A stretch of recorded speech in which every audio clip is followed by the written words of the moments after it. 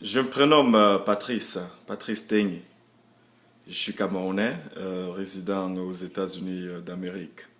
Je me considère aussi comme un citoyen du monde, un advocate pour la paix. Euh, je voudrais parler un peu de la politique américaine en Afrique, en particulier la politique du gouvernement d'Obama, Barack Hussein Obama, le président des États-Unis d'Amérique, que j'ai, à mon niveau, contribué en faisant campagne pour son élection et même sa réélection, pour des raisons autres que je préfère ne pas adresser ici. En particulier pour ce qui est à voir avec sa politique domestique, puisque n'oublions pas, je vis aux États-Unis. Donc, ce qui se passe ici me concerne également. Donc, je peux avoir comment dire ça, je peux avoir des réservations ou encore des reproches quant à sa politique vis-à-vis de l'Afrique, tout en m'alignant à sa politique domestique des États-Unis. C'est vrai que ça semble un peu comme une contradiction, mais ça ne l'est pas si je rentre dans les détails. Mais ceci n'est pas l'objet de, de cette petite publication. En fait, je vais surtout parler de sa politique vis-à-vis de l'Afrique, la politique du gouvernement américain vis-à-vis du continent africain. Imaginons aujourd'hui ici M. Obama, que vraiment Dieu ne manifeste pas ce que j'ai à dire. Si jamais il n'est pas là, si jamais sa présence s'arrête aujourd'hui, qu'est-ce que nous allons fondamentalement nous rappeler comme étant œuvre tangible du président Obama en Afrique? Je ne suis pas là pour trouver... C'est vrai qu'on peut trouver beaucoup de raisons,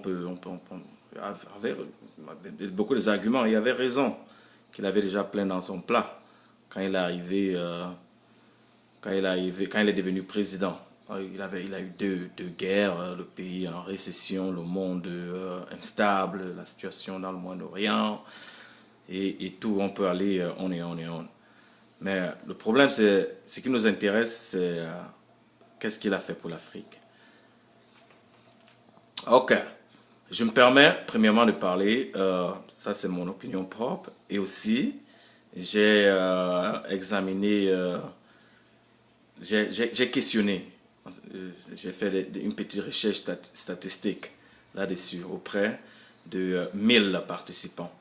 1000 participants des Africains à 80% et le reste du monde, ceux qui ont une certaine connaissance de l'Afrique, parfois certains occidentaux qui vivent en Afrique, certains qui sont mariés aux Africains ou aux Africaines, certains qui étudient l'Afrique ou qui enseignent l'Afrique, le reste de 20%. C'est-à-dire que c'est ceux que je considérerais comme des vrais experts.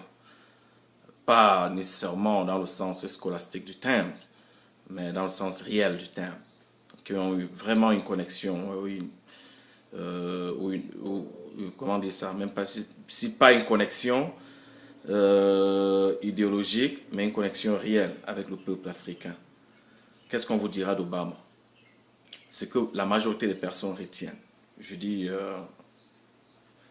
suivant la recherche statistique que j'ai fait auprès de ce groupe dont je venais de parler tantôt, 85% de ce groupe qui reflète l'image ou bien les opinions de la nouvelle génération des Africains se rappellent de ce qui se passe en Libye.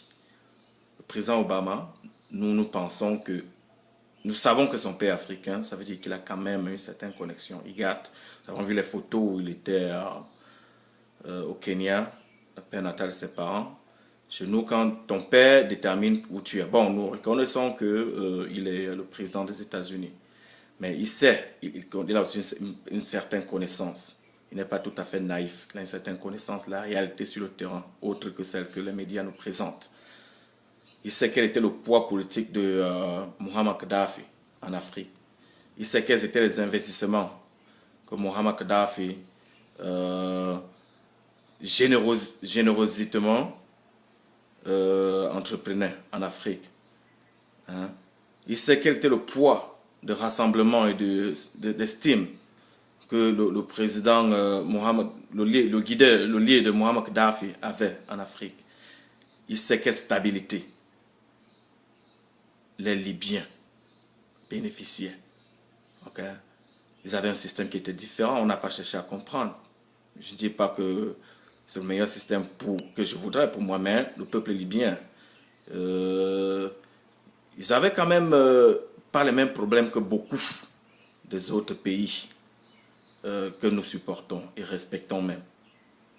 Aujourd'hui, le standard de vie là-bas était quand même assez élevé.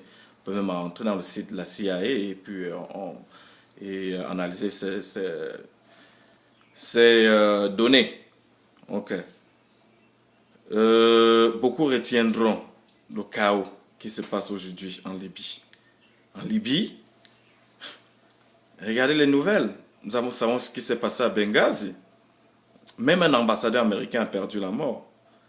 Si on n'a même pas pu protéger la vie d'un ambassadeur américain à Benghazi, la ville qui est supposée être la terre natale, de là où la révolution a commencé. Si même la vie d'un ambassadeur américain ne peut pas être protégée, à plus forte raison la vie des autres citoyens libyens qui aujourd'hui comprennent qu'ils ont été manipulés. Ils ont été manipulés, tout simplement. Puisque la vérité ne ment pas. Chacun peut voir quel est le cours de sa vie aujourd'hui, quel est le niveau de sa vie aujourd'hui par rapport à hier. C'est pour ça que les gens se révèlent là-bas. Et je le disais encore aujourd'hui que il y a les mercenaires. Pardon, c'est vraiment émotionnel. Je le disais encore aujourd'hui qu'il y a les mercenaires qui ont tué, ils ont tiré carrément à bout portant sur la population qui s'est révoltée à Benghazi il y a quelques jours, ou je ne sais pas moi, hier. Je disais ça encore aujourd'hui. Mais les médias n'en parlent pas.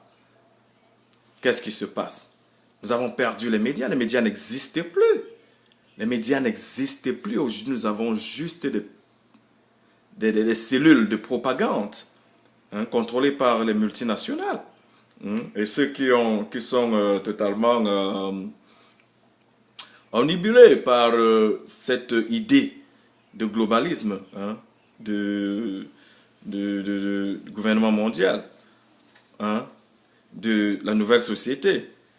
Mais même si elle mérite à avoir cette discussion, si oui ou non, c'est la volonté de la communauté globale, ou bien du peuple qui vit sur la terre. Nous pouvons avoir cette discussion, mais il ne faut pas forcer certaines mesures, il ne faut pas détruire des sociétés pour recommencer. L'expérience nous montre que l'intervention en Libye n'était pas une bonne nouvelle. Qui ont perdu? La communauté tout entière, tout un système est détruit. Qui a gagné? Les multinationales qui se font des beurres, l'argent du pétrole du peuple libyen. Mais ce n'est pas possible et les médias n'en parlent pas. Et ça, c'est juste sur la face des hommes. Et sachez une chose, la nouvelle génération qui nous sommes, nous savons que le pouvoir détenu par l'autre n'est réellement pouvoir que si nous tous, nous pensons ou croyons qu'il existe réellement ce pouvoir là-bas. Mais une chose nous savons aussi, c'est que le vrai pouvoir appartient au peuple, seulement s'ils sont unis. Patrice Teigne, et c'était une de mes pensées. J'ai voulu partager avec le monde. Merci d'avoir écouté. Peace.